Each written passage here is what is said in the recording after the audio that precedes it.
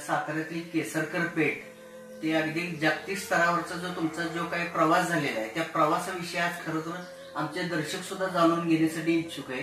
तर त्यासाठी तुम्ही तुमचा थोडक्यात जर का प्रवास जर का सांगितला तर खूप बरं होईल. माझा जन्म साताऱ्यामधला आणि 1995 साली जन्म झाला, राहणार केसरकर पेठ.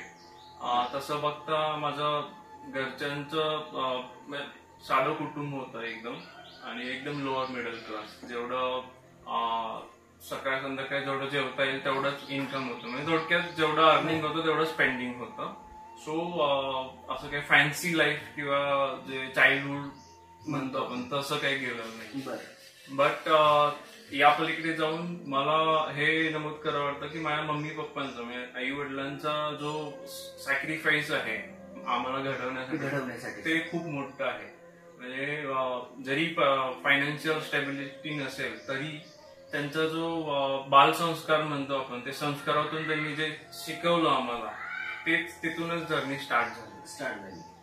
त्याच्यामध्ये तुम्हाला कधी असं वाटलं होतं का की बाबा आपण इथे एका किराणा दुकानात आपण इथं काम करतोय, नंतर आपल्याला जगभराचा आपल्याला प्रवास करायचा आहे, असं काही त्यावेळेस तुमच्या डोक्यामध्ये काही थॉट्स होते का किंवा असं काही ठरवलेलं होतं का?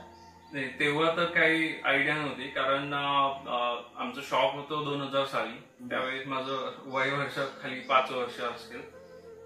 बट मी एवढं सांगू इच्छितो, जशी माझी जर्नी स्टार्ट झाली म्हणजे ते म्हणतात ना, म्हणजे जे बेसिक्स जे असतात ते घरातूनच सुरू होतात. ते माझ्यासाठी आमचं किराणा मालाचं शॉप होतं. सो त्यामधून माझं जे बेसिक्स होते, जसं की बिझनेस इथिक्स असतात किंवा business related profit loss, then perishable items, inventory management, cash flow, how to interact with customers, त्यांचे पेन पॉइंट्स काय, त्यांची रिक्वायरमेंट काय, त्यांची फुलफिल कशी करायची रिक्वायरमेंट, त्यानंतर डीलर्स कसे हँडल करायचे, त्यांना कसं मॅनेज करायचं, हे सगळ्या गोष्टी ना मी लहानपणापासून मम्मी पप्पांना हेल्प करत होतो शॉपमध्ये असताना. यस. सो ते लहानपणापासून म्हणजे वयाच्या अगदी 8व्या किंवा 9व्या वर्षीपासून मी निरीक्षण करून मी शिकत गेलो. सो आता मी किराणा मालाचा एक छोटासा व्यवसाय आहे, त्याच्यानंतर जागतिक स्तरावरती जाऊन तुम्ही एवढं मोठं काम करणं म्हणजे खूप तफावत आहे त्याच्यामध्ये. येस, ऍक्च्युली खूप तफावत आहे. खूप लोकांना वाटतं की या स्मॉल स्केल शॉप मधून एवढा मोठा प्रवास कसा काय होऊ शकतो.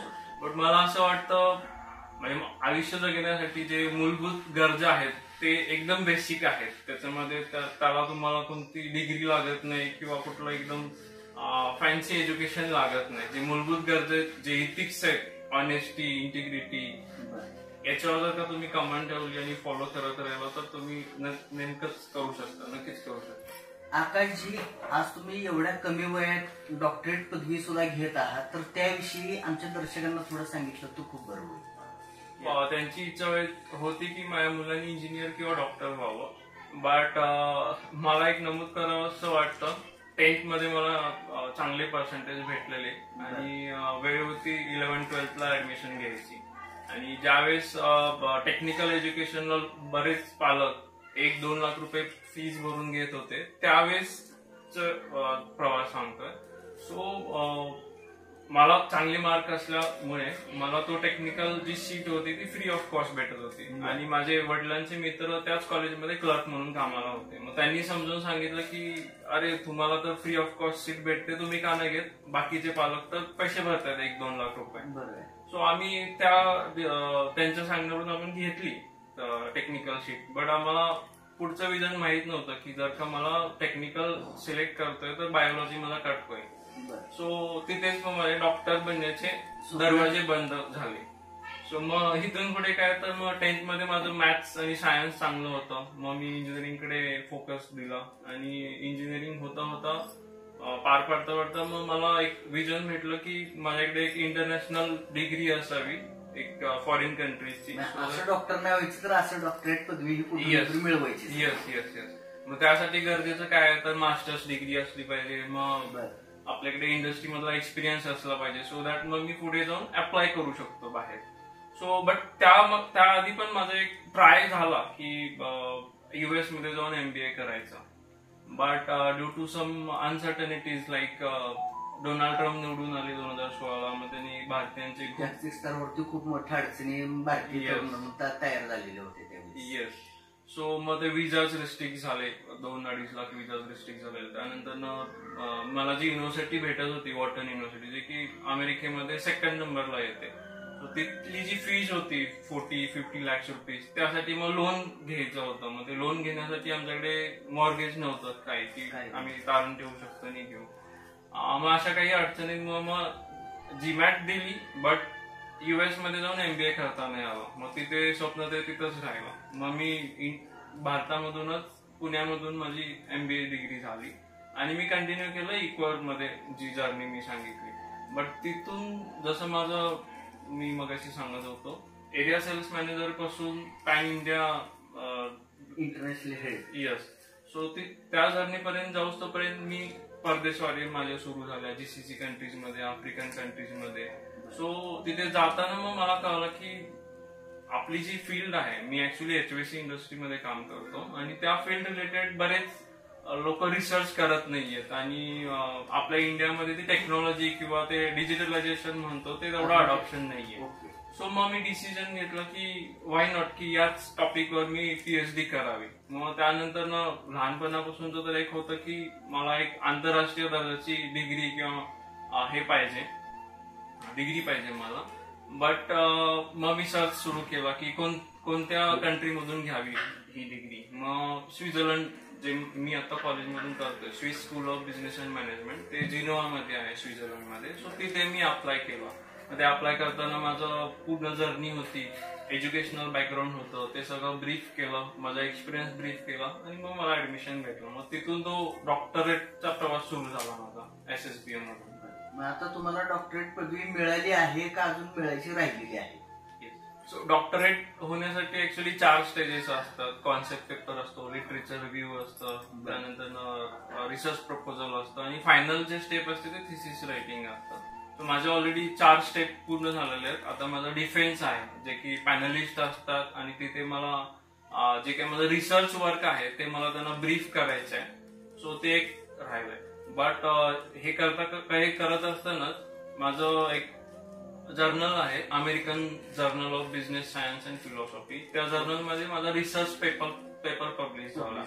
सो त्या इंटरनॅशनल जर्नल्स बद्दल तुम्ही काय सांगू शकाल? ते ऍक्च्युली अमेरिकन जर्नल आहे, त्याचं नाव American journal of business science and philosophy आहे. तिथे या तिन्ही क्षेत्रातले पेपर्स कलेक्ट केले जातात जगभरातून. मग ते बिझनेस रिलेटेड असो, फिलॉसॉफी असो किंवा सायन्स असो. त्या जर्नलमध्ये मी माझं रिसर्च पेपर सबमिट केलेला अंडर त्यांच्या गाईडलाईन्स मध्ये. सो तो त्यांनी अप्रूव्ह करून त्यांच्या जर्नलमध्ये माझा रिसर्च पेपर पब्लिश केला. आणि भारतामधून असा एक पेपर जो की HVAC इंडस्ट्री मधला आहे आणि अमेरिकन जर्नल मध्ये पब्लिश व्हावा, ही खरीच खूप मोठी गोष्ट आहे. आता जी तुम्ही डॉक्टरेट पदवी जे तुम्ही घेतलेली आहे ती नेमकी कोणत्या टॉपिक वरती? जसं की मी सांगितलं, माझं जे करिअर चूज केलं मी, ते माझं HVAC इंडस्ट्रीमध्ये चूज केलं. HVAC इंडस्ट्रीमध्ये heating, ventilation and air conditioning. So त्या फील्डमध्ये काम करत असताना आणि माझ्या कंपनीने पण मला ऑपॉर्च्युनिटी दिली परदेश दौरा करण्याची, बाहेरच्या कंट्रीज व्हिजिट करण्याची. आणि ते करत असताना मला असं लक्षात आलं की आपल्या इंडियामध्ये या इंडस्ट्री रिलेटेड खूप कमी रिसर्चेस आहेत. आणि जेव्हा मी पण बिझनेस डील करत होतो किंवा प्रोडक्ट पिचिंग जेव्हा चालवलं, तेव्हा मला असं निदर्शनात आलं की जे स्टँडर्ड्स आणि जे टेक्नॉलॉजी फॉलो करतायत बाहेरचे कंट्रीज, बाहेरचे देश, ते आपल्या इंडियामध्ये तेवढे पब्लिश नाहीयेत किंवा प्रख्यात नाहीयेत. सो मग मी डिसिजन घेतलं की याच विषयामध्ये आपण एक डॉक्टरेट डिग्री करूयात आणि तो टॉपिक सिलेक्ट करूयात. मग माझ्या टॉपिकचं जे नाव आहे ते technological upgradation and digitalization in Indian HVAC industry and its impact on export competitiveness. तर जसं मी सांगितलं, माझा जे रोल जो आहे तो एक्सपोर्ट बिझनेस डेव्हलपमेंटचा आहे. सो यशाच्या उत्तुंग शिखरावरती तुम्ही पोहोचलेला आहात, परंतु पोहोचलेला असताना सुद्धा अशाच कुठले क्षण आठवत असतील तुम्हाला की ते तुम्हाला प्रकर्षाने इथं सांगावेसे वाटतात? नक्कीच या लेवलला पोहोचोपर्यंत खूप संघर्षमय क्षण होते. माझे स्ट्रगल खूप होता. म्हणजे तो अगदी 10 पासून ते मला जॉब भेटूच तोपर्यंत मग पुण्यातला संघर्ष असेल. स्टेप बाय स्टेप सांगायचं म्हणलं तर इंजिनिअरिंग मध्ये मी जसं सांगितलं मी बारामतीला गेलो आणि माझ्या घरची परिस्थिती अशी होती की साधं सुद्धा जीवन आपण जगू शकतो. त्यामध्ये इंजिनिअरिंगचा खर्च आणि मग माझा राहण्याचा तिथला खर्च सामान्य कुटुंबाला न परवडणार होता. कारण एकच शॉप होतं आणि मम्मी पप्पा त्याच्यावर आमची पूर्ण कुटुंब त्याच्यावर डिपेंड होतो त्याच्यावर. मग त्यामध्ये तो खर्च कसा हे करायचा. मग घरून मला 3,000 रुपये भेटायचे महिन्याला. त्यामध्ये मग मेस मग राहणं ट्रॅव्हल ते सगळं मॅनेज कसं करायचं. त्यामध्ये कधी कधी अडचणी येत होत्या पैशाची किंवा चणचण भासत होती. मग त्यामधूनच मी सुरू केलं की जे पण इंजिनिअरिंग स्टुडंट्सला बुक्स वगैरे लागतात आणि ऍक्च्युअली कसं असतं बारामती पण ग्रामीण भागात जातात ते पुणे सिटी नाही. मग तिथे जे बुक्स वगैरे भेटतात ते काय डिस्काउंटने भेटतात तो एक मी स्टडी केला. त्यामध्ये मग माझा एक मित्र आहे गणेश लाखे म्हणून त्याला सोबतीला घेऊन आम्ही बुक्सचा बिझनेस केला. जे पण इंजिनिअरिंगला 4 वर्ष असतात जे स्टुडंट्स असतात ते प्रत्येक स्टुडंट पुण्याला जाईल असं नाही आणि त्याला जो बारामतीतून जे बुक्स भेटतात त्या रेट पेक्षा आपण कमी देता येऊ शकतो. तो आम्ही स्टडी पुण्याला जाऊन केला. तिथून बुक्स घेऊन यायचो. ते आणताना पण जसं मी सांगितलं की बिझनेसमध्ये पैसे कॉस्ट सेव्हिंग कसे करायचे. मग आम्ही बारामती ते पुणे ते बारामती आमची एक लोकल ट्रेन होती. तिथून आम्ही ते बुक्स जे ट्रॉली असतात त्यातून घेऊन यायचो आणि लोकांना स्टुडंट्सला द्यायचो. त्यातून प्रॉफिट जो येईल ते तेवढ्या सेमिस्टरला जेवढे पैसे लागतील पुस्तक घेण्यासाठी तो निघायचा माझ्या मित्राचा आणि माझा. हे जे संघर्ष आहे तो तिथूनच सुरू झाला. आणि जसं म्हणतात की जोपर्यंत आपण घर सोडत नाही घर सोडून जात नाही तोपर्यंत बाहेरची दुनिया जी आहे जग जे आहे ते बघायला भेटत नाही किंवा जे स्ट्रगल आहे तो आपल्याला समजत नाही. त्यानंतर जेव्हा माझं इंजिनिअरिंग झालं आणि मी सांगितलं मी जीमॅटची प्रिपरेशन करायला पुण्यामध्ये आलो. पुण्यामध्ये येत असताना माझ्याकडे रूम पण नव्हती राहण्यासाठी. मग मी एक ट्रॉली घेऊन बसने गेलो. 2 दिवस असंच जे एजंट असतात रूम शोधून देण्यासाठी ते त्यांच्या घरी बॅग ठेवली. असंच कुठल्या तरी मित्राच्या घरी राहिलो. मग 3ऱ्या दिवशी आम्हाला रूम भेटली. मग तिथून जर्नी सुरू झाली. मग जीमॅटची प्रिपरेशन त्यामध्ये आणि जेव्हा ते फेल्युअर असं नाही म्हणता येणार. जसं मी नमूद केलं 2-3 गोष्टी होत्या त्याच्यामुळे मला US ला जाणं झालं नाही. बट त्यानंतर जसं मी इक्वायर मध्ये कामाला सुरुवात केली तेव्हापासून पण स्ट्रगल सुरू झाला. एकतर मी ग्रामीण भागातला आणि कॉन्व्हेंट स्कूलचा नव्हतो. सो माझं इंग्लिश कम्युनिकेशन तेवढं छान नव्हतं. प्रेझेंटेशन स्किल नव्हतं कारण ग्रामीण भागामध्ये तेवढा एक्सपोजरच भेटत नाही. कोणाला तेवढं संधीच भेटत नाही प्रेझेंटेशन द्यायला. मग तो एक लॅग होता. मग तो कसा डेव्हलप करायचा तर मग मीच रिहर्सल करायचो. कॅटलॉग घेऊन मलाच प्रेझेंटेशन द्यायचो मनातल्या मनामध्ये. किंवा जसं लोक बोलतात की speak in English then you will learn English. But माझं वेगळं होतं की थिंक इन इंग्लिश. म्हणजे जसं मी एकटा बसलोय आणि मी विचार करतोय तर मी इंग्लिशमध्ये विचार करेन.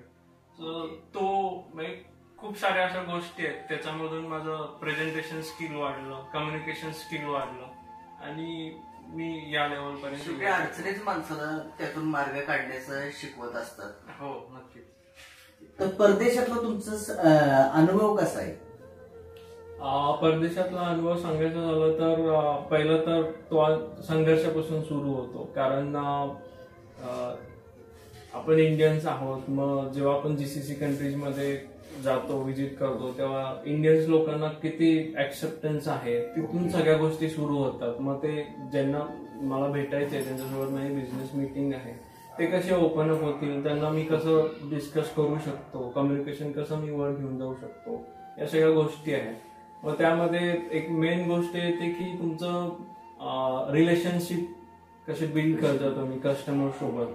तर ते एक गोष्ट होते. आता मला एक नमूद करावं वाटतं सौदी अरेबियामध्ये मी ट्रॅव्हल करत असताना जे आमचे पार्टनर्स आम्ही ज्यांना सिलेक्ट करणार होतो ज्यांना अपॉइंट करणार होतो त्यापैकी एक जे फॅमिली होती जे बिझनेस ओनर होते त्यांनी मला त्यांच्यासोबत जेवायला घेऊन गेले आणि जेवत असताना त्यांनी मला एक नमूद केलं की you know we don't allow to sit with non Muslim community for lunch और डिनर. मग हे एक होतं, आपण तर नॉन मुस्लिमच आहोत. सो हे एक होतं की मग त्यांनी मला का ऑपॉर्च्युनिटी दिली असेल किंवा त्यांनी माझ्यासोबत का डिनर केलं असेल.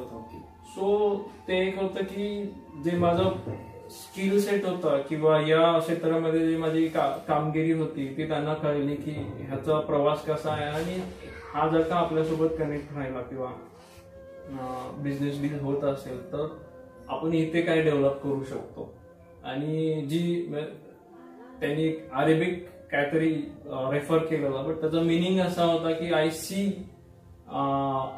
फायर इन युअर आईज, म्हणजे तुझ्या डोळ्यामध्ये मला ती आग दिसते की काहीतरी करायचं या इंडस्ट्रीसाठी आणि या रिजनसाठी. तर त्या उत्सुकतेसाठी मग त्यांनी मग मला ती ऑपॉर्च्युनिटी दिली की त्यांच्यासोबत मी शेअर करावं. असे बरेच इन्सिडेंट्स आहेत, जसं की आफ्रिकामध्ये जेव्हा गेलो तेव्हा एक वोक्सवॅगन कंपनी आहे तिथे माझी व्हिजिट होती. त्यांनी तर स्पेशली नमूद केलेलं की you please visit country factory and you study what are the लॅग्स.